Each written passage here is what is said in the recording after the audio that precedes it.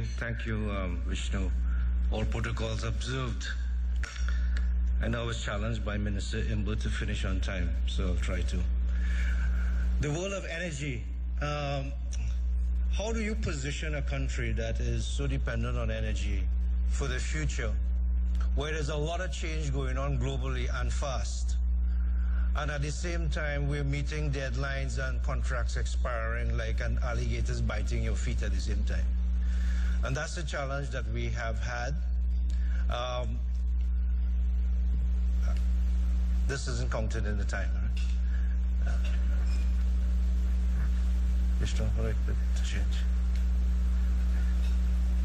Can you get it? While that is going on, I'll continue talking. Because when we talk energy, it's about looking at where the world is going in a long way. And when you look at the BP outlooks on energy, it goes up to 2040. And what you see is that the global energy demand is growing at 1.2% a year.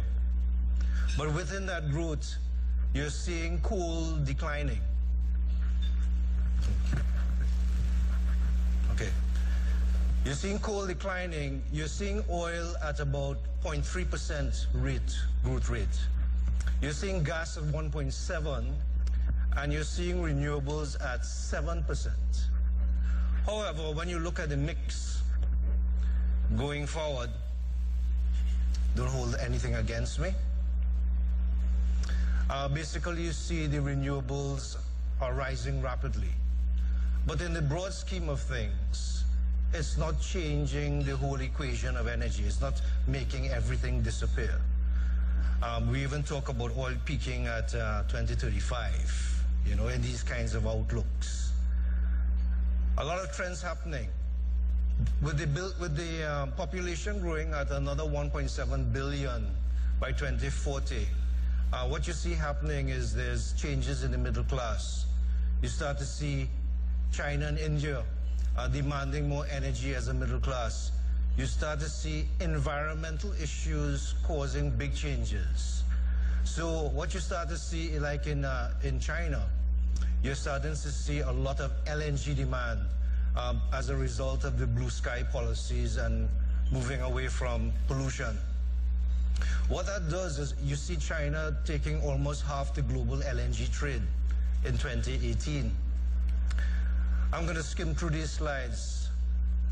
It's no coincidence that Australia built enough LNG plants that went from 24 million tons a year about 4 years ago. And they're close to 80 million tons and surpassing Qatar.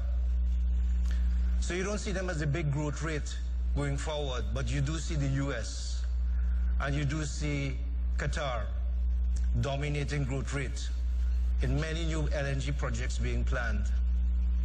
How that affects us in Trinidad is that you see the shale gas phenomena in the US has definitely brought about a big disconnect between the oil prices and gas prices. You start to see lower gas prices in the US.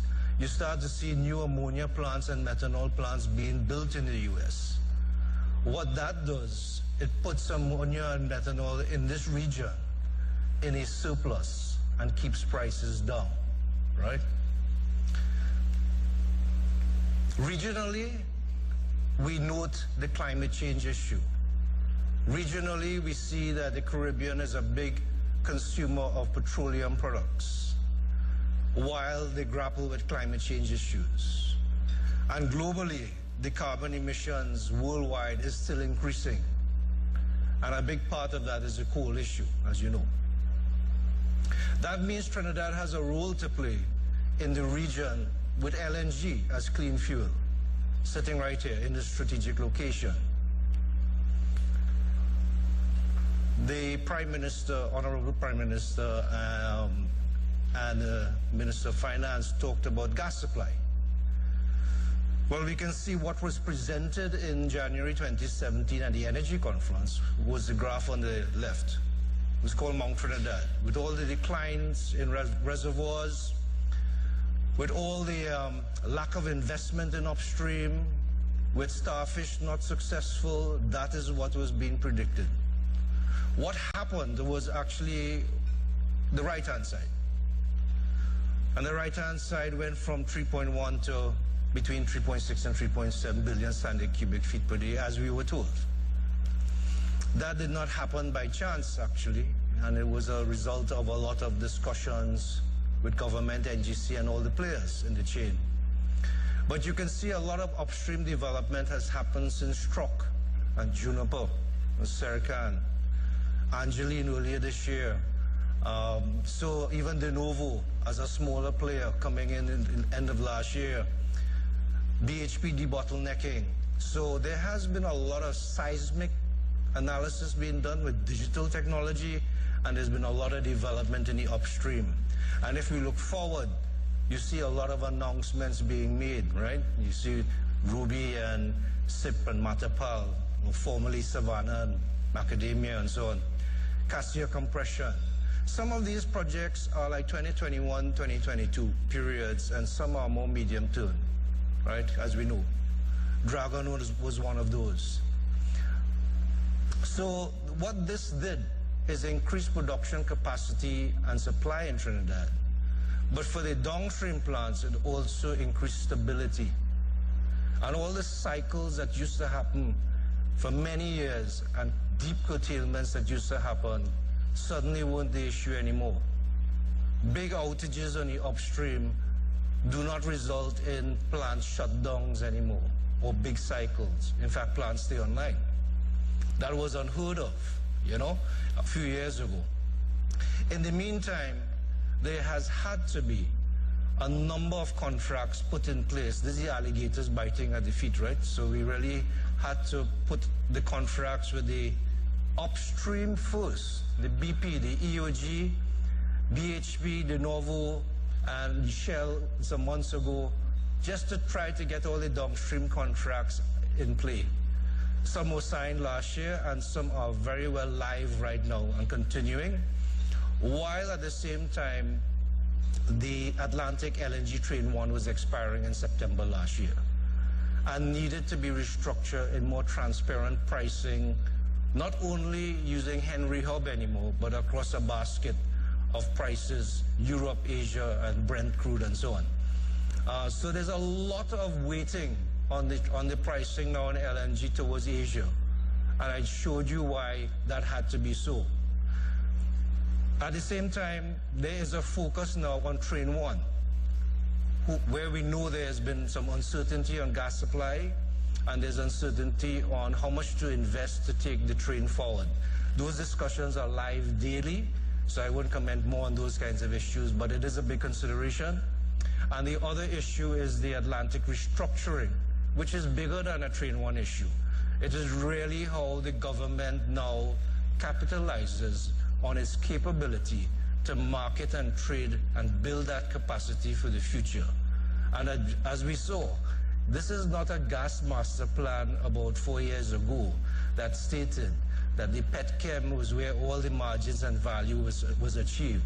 It's not happening that way anymore. It's actually the LNG. The contribution by NGC has fallen considerably since 2013 and is now around 5%. A lot of that also is linked to the petrochemical prices. So we are in the perfect storm of lack of molecules, lower petchem prices, shorter contracts, shale gas evolution exploding in the States, and many ammonia plants coming on, and that's the storm we're in, while you're faced for the future. As the Minister of Finance would show, the percentage of the energy income is about 37%, it's just under 40%, while the non-energy is about 60%. In terms of looking forward, because I just said the petchem prices is a big part of how you would earn your money. But you can look forward and see, well, that isn't going to go back to the 2013 period. In fact, it's just rising slightly. And within that rise is also cycles of ups and downs. So the petchem plants are challenged. The sustainability of the petchem sector is, of course, a concern once we get past these contracts that we're trying to negotiate. because this is where we've taken decades to build up value. But the plants are challenged with higher freight rates. They no longer can send their ammonia to the US. They have to go further away, etc., etc.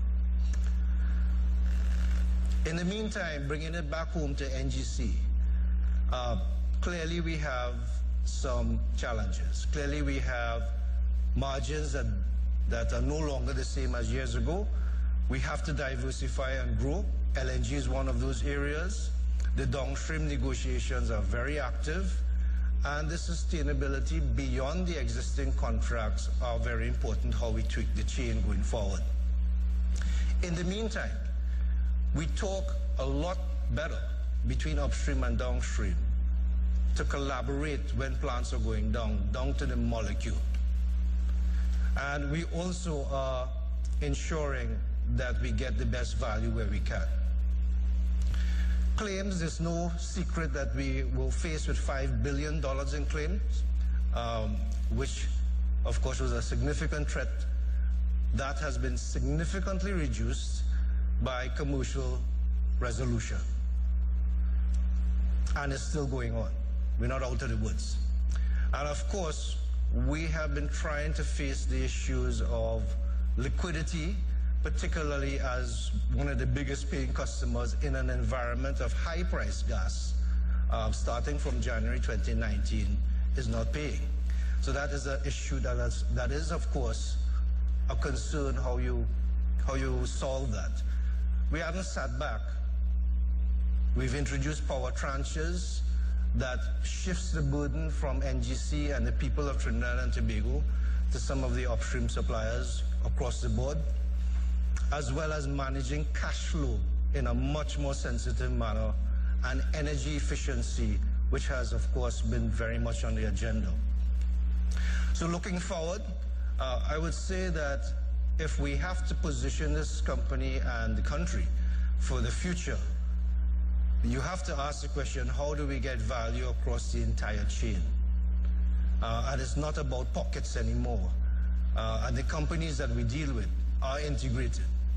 So it's how do we get the best value in our upstream? How do we boost supply? How do we get skills deepened like geology and so on? And on the other side, you see skills being built in marketing and trading, relationships with China being worked out, and a focus, of course, as I said, was the Train 1 life extension and Atlantic restructuring conversations. In the meantime, the value is bigger than NGC. As a group, you see Guyana developing, of course, going to produce 120,000 barrels of oil a day next year, and up to 750 by 2025. In the meantime, National Energy is positioning itself with an office by the last quarter of this year. TT Engage is already a one-stop shop for everyone.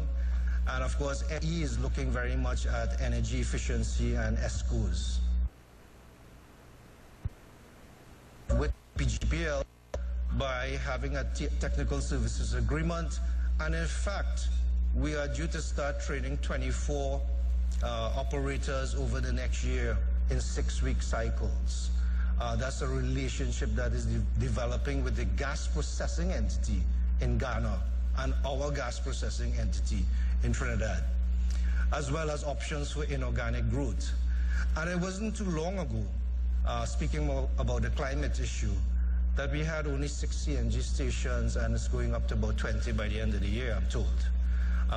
And then it wasn't too long ago, a few years ago, that the conversions to CNG was like in the order of 30 a year, and now it's in the order of 50 a week. So congrats to Curtis and the team. So just to summarize, I would say sustainability of the petchem sector is very much a focus area after we solve the gas contract issues. That is very much in mind. The value creation across the gas chain and optimization of our upstream is important, group synergies. I'll jump to the last one, which is technology. And I would say we just finished 5 e-auctions at NGC. tender processes for items, I'm talking materials and services that can be specified. We have just done 5. And in the order of months that it takes to go through these mechanisms, it takes 1 hour. In a very transparent manner, right? We now have Atlantic, we have other agencies coming to NGC saying, well, how are you doing that? And that's happening right here in Trinidad and Tobago. And of course, the strategic partnerships we're working on. LNG is a key area for the future. And as we build this company, we are looking at national contribution through a different lens, and that is through sustainable development. It's not just sponsoring X and Y, it's about what's happening in 3 years' time and how we build the communities. So I would end there and just basically say that to achieve this issue, we do need to remain focused on the long term. And we do need to solve the issues, of course, before us. And while we do it, we do need to make sure that at the end of this process, there are people left in place that can have the competence to do the job for the future. Thank you very much.